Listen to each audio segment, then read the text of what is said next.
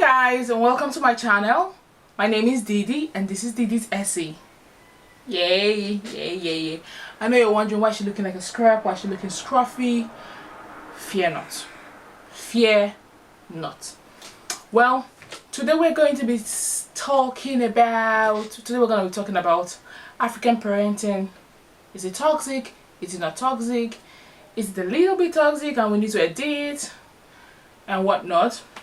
But while we do that, I'm also going to be trying out the one and only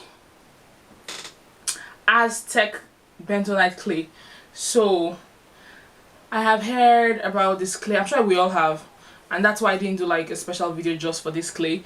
But I just felt, hey, I try it out and I tell you about my thoughts. I tell you about my thoughts on African parenting and whether or not it's toxic, I guess. So let's just get right into it.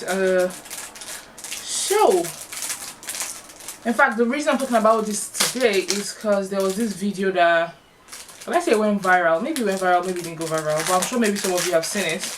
It's this video about this guy breaking things in his parents' house. Well, in his mom's house, he's making a mess and he's just destroying things flat out. And everyone is like, oh, the boy is... So in the comment section of the video, people are like, oh, the boy is this, this is disrespect, these are the problems of raising a child abroad, this.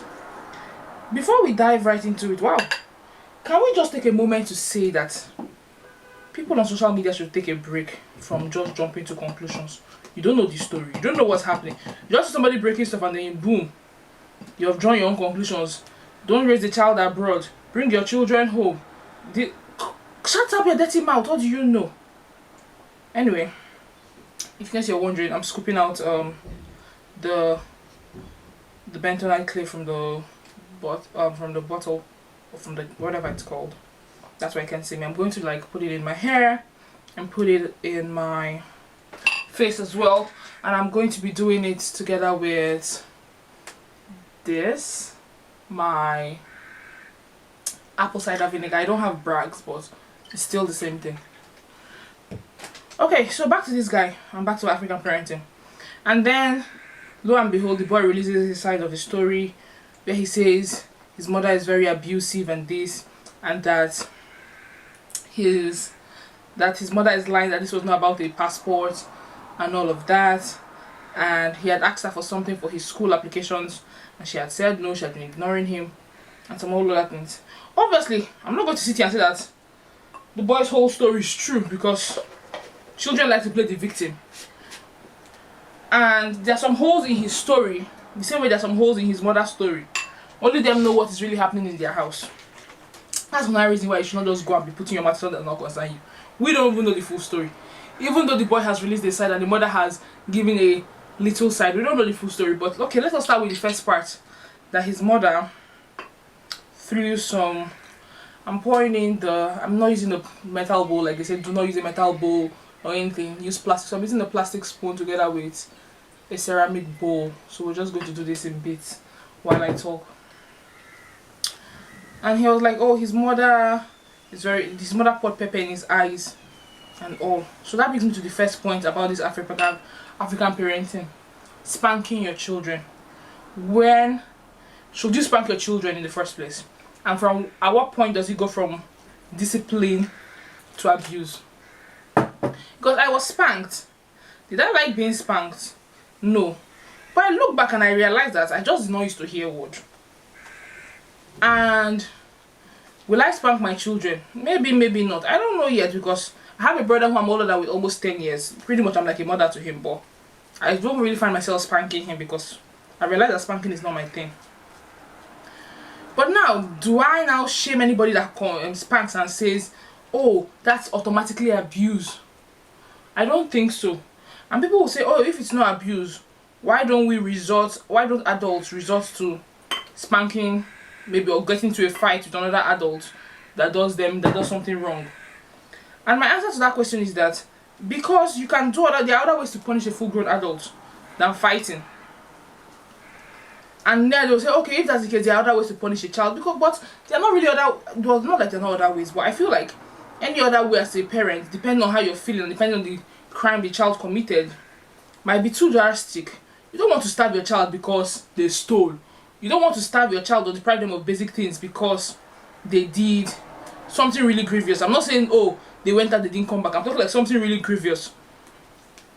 And it's not everything as well that you spank a child for. Obviously, that's madness. But, sorry. I guess my attention is a bit divided. I'm trying to mix my clay. And you have to be careful because like there are these bubbles. Oh, you can't see. Okay, I guess you can see it. There are these bubbles and they just, if you're not careful, you might have a watered down this, and that's what I'm not trying to have. That I'm not trying to have a watered down mask. So today we're going to see if all they say about this mask is true. Oh, it's going to define your corals. Oh, it's going to blah blah blah blah blah. I wash my hair and deep condition every week. I haven't done that in 2 weeks, so let's just see how this goes. Anyway, so back to this my story and African parenting and whatever, toxic or no toxic. So the African parent typically resorts to beating because on the one hand, beating depends on how it's done, is in and out. Like your child has done something bad that maybe you have been warning the child not to do for years, and they just seem not to listen. And I don't think children intentionally not listen. Children just have a naturally short memory, short attention span. That's the word I'm looking for. And so I don't think it's intentional not to listen to their parents, but it just so happens. But pain is something that seems to last. And so parents beat their children. But now, at what point do you go from it being discipline and to it being abuse? Personally, my own personal opinion. Then again, disclaimer. I don't have children. I haven't had children. I plan to have children someday. And even when I do, my way of raising my children is not automatically the right way of raising their children. And because Westerners say that spanking a child is abuse, does not even automatically make it right. That, oh yes, spanking automatically equates to abuse. There are different ways to train a cat. But I feel like we should approach this thing differently. They are children. The people say, oh, when you spank your children, you don't build personal relationship with them. That's a flat out lie. My father beats me a lot. Not a lot, because a lot because if you want to equate it, how many times I was being stubborn, how many times I was being beat. It was a lot. I was a goat. I refused to hear what I got beat. It's as simple as that. But here's the difference where I feel like a lot of parents and a lot of people get it twisted. There's a point you go from it being discipline to it being abuse. Take for instance, a child has stolen money or whatever, which is like, as a child, that's like the most grievous thing I think a child can do. I don't know what else a child can do that's so more grievous than stealing. A child has stolen and you are too mad because you've been teaching the child that, oh, stealing is no good and whatever, and the child has refused to hear. And then you're spanking the child or you're beating the child, and then you go from spanking with your hands to a cane. Okay, you've advanced to a cane, fine. And then you go from a cane to like a koboko that those army people use. I don't get that koboko. I don't get it. And then you feel like koboko is not enough for you. You go into a metal. What is your aim? Are you trying to maim the child? Are you trying to kill the person? And then you go from that to pepper. I'm sorry, I don't understand anymore. That is not jungle justice. Why are you using pepper? What is pepper supposed to achieve? And then you put, I hear that you put pepper in the child's private part, you put pepper in the child's eyes. If the child goes blind, well, it's you that will foot the bill. But then you have a blind child that was not born blind, but that was made blind out of your own, I don't know, urge to show your power. That's just flat out stupid. I feel like there are ways you can discipline a child. The child will not have resentment against you. The child will get the message, but due to their short attention span, will still commit again, but they will get the message that this was done in love. Let me give, because everyone is always quick to say, oh, every child they beat is filled with hate, and we'll never look back at those moments and say, oh, it was from a place of love. They will never think it was from a place of love. I still stand that all my father's beatings were from a place of love. Let me tell you why I say so. My mother's beatings were from a place of love, but my mother had no patience. My mother, patience. She does not have. She's a typical African Nigerian mother. She's just going to come at you, boom, boom, boom, boom, boom. But my dad was a bit different, and I think because my mom didn't have patience as well, she always handed off the beatings to my dad. Apart from the initial, you do something disgusting right there, right now, she's going to obviously give it to you hot. But when you move over to my dad and he wants to discipline you, you're going to start with a dialogue. Honestly, as a child, I didn't see the essence of that dialogue. It was just like, I know that you're going to cane me. Let us get over with the caning. But now, when you get older, you kind of see the essence of the dialogue. The dialogue is, so say for instance, as a child, obviously, they tell you, bring out food from the fridge. Warm me so that when I come back, or boil that tomato so when I come back, I can just start cooking stew. Me now, I will not do that. So my father is going to ask you, what did your mother tell you to do? You say, oh, mommy said I should do XYZ. Did you do it? No. Why did you not do it? Now, as a child that has committed, why do I not do it? I don't know. I don't have a reason. I'm a child. I don't know. But I'm just going to, my father is going to ask, and he's very serious. He needs an answer. Why did you not do it? And then you give your answer. I was watching TV. I was playing. Nkechi came and said we should go and play outside. I forgot. Whatever flimsy reason you have, you shall give your reason. And then, if he's satisfied with that dialogue, we go to the next step.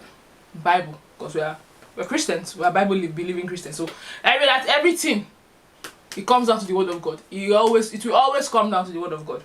And so I'm looking at my head like a crazy person. And so he's going to just tell you, oh, you're going to open Ephesians and Deuteronomy and how the Bible says, honor your father and your mother so your days may be long. Or if maybe my mom sends me on an errand and I'm grumbling, he's going to show you how murmuring and this thing is worse than witchcraft and things like that. And you will get biblical perspective on how it's not, what you're doing does not look good in the eyes of God. You've had a dialogue on how what you did not look good in the eyes of your parents as well. And then after all this conversation, I'm not summing it up, but this conversation will take honestly at least an hour. After this whole conversation, you're going to the next step, the caning. My father was not one to like just cane you helplessly, because he didn't like the marks on your body. So he always caned you on your buttocks or on your palm. He really didn't like the palm because I'm sure maybe because of your fingers or something, I don't know. But it was strategically always your buttocks. And so he's just going to say, okay, now you know what you did, so I'm going to give you X strokes of the cane. He was never just going to flog you as the spirit led. He's going to tell you, we're getting 5 strokes, 10 strokes, 15 strokes, 20 strokes. And you stay there, you get your strokes, you cry, you move on. In fact, sometimes it might be so bad that you will cry, depending on how many strokes he gave you. And then he will now call it on his lap, and he's like, I don't like, just the whole thing. And then you feel love. Even though I'm there, you understand that all this was from a place of love, and there's no resentment. Fine, you're on your good behavior for like another 2 days, 3 days, 4 days before you commit again because your child doesn't refuse to hear a word, but that's a story for another day. And so I'm trying to get some water so I could damp my hair with it. And because your hair shouldn't be dry, completely dry when you put in the Aztec clay mask. So I'm trying to get it damp a bit. You don't want it soaking wet, you just want it damp. So back to this thing. So I just feel like people should not automatically call African parents, especially the spanking part, toxic because of that. Now we go to the next reason why people say African parenting is toxic. African parents do not let you study anything you want to study. If it's not medicine, pharmacy, law, engineering, African parents do not let you study it. Now I just feel like that is not entirely their fault. That just comes from a place, that just comes from the Nigerian, being in Nigeria. If you're a parent in Nigeria, and if you're Nigerian, up until recently, as I when our parents were making these decisions, really, anything other than a white collar job, people really weren't making money. They were not doing anything. There was no work for you. So you won't blame it. The parents were operating from a place of fear. Nobody wants to train their child, and the child is going to come out and not be able to have a job. Nobody wants that for their child. And so when they say, oh, study this, you say you want to study music. Do you know how many people try to get into music, try to do music? How many of them succeed? How many of them make it in music? Very few people make it in music. Or you say you want to do, what were people saying they want to do? Honestly, I don't know. I don't know what people are saying they want to do because I always had my mindset or something. But on the other hand, funny enough, when it comes to career wise, my mother was not very hands-on in that area. That was all my father. And my dad really did not care. As long as you're not studying something he felt was narrow. Do you get? Like, I wanted to do marine engineering. My father wasn't having it because he felt it was too narrow. And he's like, what happens if you don't get in a marine engineer job? Who will hire you for another position if you don't have marine engineer? And your marine engineer will give you a close knowledge. You don't really have another thing that you know in terms of engineering. But if you do mechanical or electrical or something or computer, your options are a lot. Not a lot, but you have options. That's the point I'm trying to make here. And so I feel like generally with African parents, that's what they does do. They are working based on what they know and what they can see in the society. There's no work. Work is scarce in the first place. And then you now say you want to go and study history. Who is hiring people that study history in Nigeria? Who? Tell me. So we should not just be quick. Sorry. So I've gotten the hair damp. 1 second. The hair is damp now, so I'm going to just go in with the Aztec clay. Honestly, I don't know how I'm going to do it, but we're going to do this together. Hopefully I don't get anything on my floor or something. Definitely I'll get some on my body, but c'est la vie. Such is life. Happy? I like the consistency though. And so I just feel with that regard with regards to choosing career and whatnot, they were just operating from a place of fear. It was not because they didn't want you to study whatever the thing that you say you want to study is. It was not because of that. They just felt like you were limiting yourself. You're not going to have options and things were not going to work out for you. That was the only reason why they did what they did. So please let them breathe. And then we come to the one that irks me the most. That irks me every single time. It's talk about, oh, African parents are so toxic because they are expecting something in return. I'm sorry, Biko, but gone are the days. Like I told a few weeks ago, I apologized to everyone. I said, because there was a time I felt like, oh, you owe nobody anything and nobody owes you anything. But that's a lie from the pit of hell. That's a lie that they are selling to this generation so we can be very selfish people. Whoa, me, I'm not seeing any call definition. No. Everybody swears by it. Oh, you will see your calls pop. You will see your calls pop.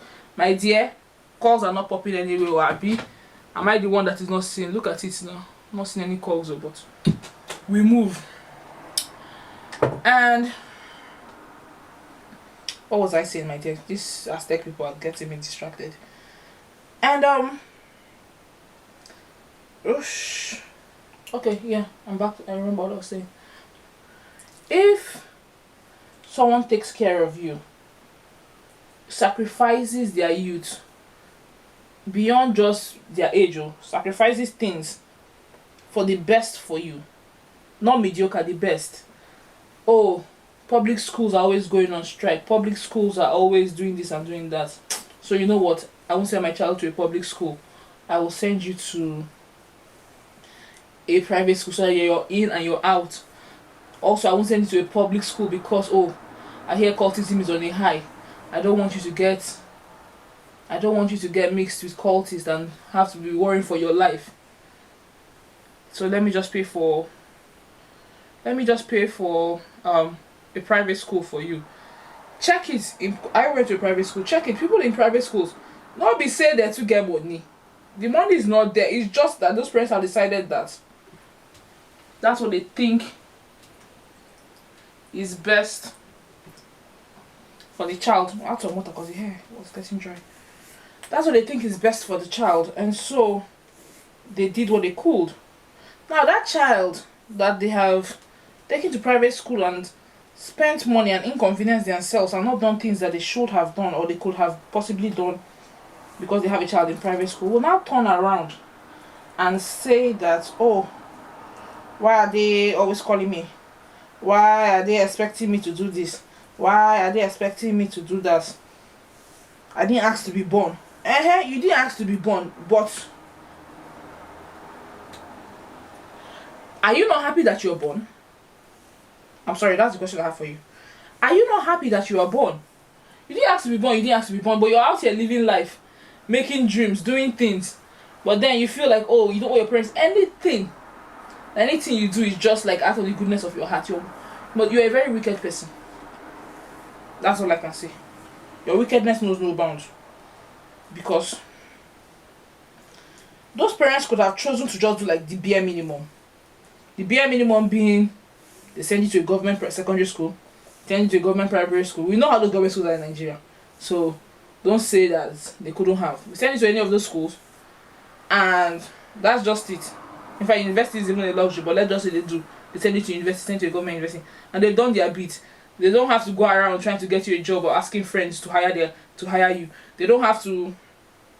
Or you say you want to start a business. They don't have to look for small capital and give you so you can to help you start. They don't have to do those things. First of all, you say you want to do masters. They don't freaking have to pay for the masters, but they go ahead and do it. And you say, oh, they are doing it for their own selfish interest. Okay, let me even agree with you that yes, they are doing it for their own selfish interest. But if they were not selfish, if they didn't have that plan that you will do it and they just say, oh, okay, let's just let you be, you won't have those opportunities that you have. And don't say you would have found a way, because we know people who don't have the opportunities or who don't have the luxuries that we were exposed to, some of us were exposed to. And we know how tough it is. So let's not lie to ourselves and say that if our parents didn't give us that edge, didn't give us that jump start, we would have made it. I'm not saying some people didn't make it, but it's not easy. It is really, really hard. It is way, way harder. It's way, way harder to and tougher to make it out on your own without all those without all those boosts. That's what I would call them. I'll call them boosts. Without all those boosts that your private school gave you, the extra money your parents gave you, you'll be working 3 times, 4 times, 5 times as hard, depending on what part of the country you're in. But then they're giving you that boost, and then little things that they ask you for, you feel like they're asking you for too much. That, oh, they're trying to blackmail you, that you didn't ask for any of those things, that they were just doing their jobs as parents. Come on, let's not be like that now, please. Let's not be idiotic, because that's all I can call it, being idiotic. Let's not be idiotic. Let's not say that, oh, because white people's parents can do it and get away with it, we too are supposed to be able to do it. In Igbo land, they have nursing homes. In Nigeria, I don't think there's a nursing home. If there's a nursing home, please let me know in the comment sections. I don't think there's a nursing home. I've not seen any, to the best of my knowledge. Oh, there's no nursing home. I don't think it's a thing we Nigerians do. But if it is, please let me know. If you are from any other country that's not Nigeria, let me know if you have nursing homes in your part of Africa, because nursing homes are not a thing, and even if they are, I feel like they're just starting up now, if at all, and they are not even that popular, because our culture is not that kind of culture. We have a community culture generally. Oh, even if someone is not doing well, even if someone doesn't have children, her sister's children will take care of her, her cousin's children will take care of her or him. So that's the kind of culture we have. So parents just generally expect that their children will take care of them, and it doesn't mean they are selfish. It doesn't mean that they are toxic because they want that. And so please, can we just stop with the narrative? If you don't want to take care of your parents, good and fine, but don't go around trying to shame people that do. If you feel like when you have your children you will not spank them, fine, don't go around shaming people that do and telling them they're horrible people. That doesn't mean that if you see someone abusing a child, trying to burn a child with iron, you should close your mouth. I'm not saying that. Please don't hold me to that. I'm just saying let's use our head, and there are different ways to skin a cat, and we should be respectful of other people's approach to life. I think that's what I'm trying to say. That's the message I'm trying to get across. Be respectful of people's approach to life, even though it differs from yours. That's not too hard, is it? I don't think it is. So please, and please, let's not let the devil use us. Let curses not come upon us and be just. I don't mean that. I'm just saying that in a Josh too funny kind of way. Please, oh, before I say, oh, because I say you don't want to take care of your parents, curses are going to come upon you. Please, God, that's not what I said, though. That is not what I said. Alright guys, so I have this all over my face and my hair. I don't know if you can see it. Not, I don't know, I can see, you can see it. So we're just going to wait for this for 30 minutes. So I hear they say, or so they say. And we'll come back, wash it all off, and see what we look like. See ya! A few moments later. So I'm done, and if you're still watching till now, thank you so much. I put the rest of the mask all over my face and just finished up behind the camera, and I washed it. I stayed for about 30 minutes and I washed it out. If you have dry skin like mine, my face feels like it's been thoroughly cleansed and whatnot, but it's like without moisture right now, so dry. But my hair, oh my god, my hair feels so soft, so soft. I swear to god, so soft and so clean. And so in conclusion to our African parenting skill or style, I think there are a few bad eggs. That we can all agree. As with every other thing in life, there are a few bad eggs. This is niacinamide, however you like to pronounce it. And I feel like, as with everything in life, we can always improve, tweak some things and do better. But my conclusion, all in all, this is ascorbic acid and alpha arbutin. This is just typically my regular routine. I don't know why I'm showing you this, but we will. And what am I saying? I'm just stammering. Hold on, let me just rub these things and get it over with.